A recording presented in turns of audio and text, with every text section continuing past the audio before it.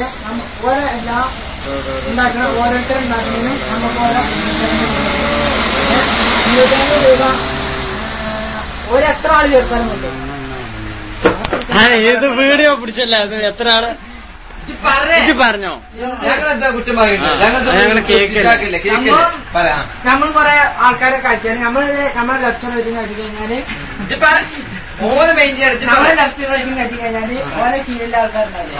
ഓരങ്ങനെ തുടങ്ങുന്ന നമ്മൾ വർക്ക് ചെയ്യേണ്ട ആവശ്യമില്ല. നമ്മളൊന്ന് ഓരോ ഹെൽപ്പ് ചെയ്ത്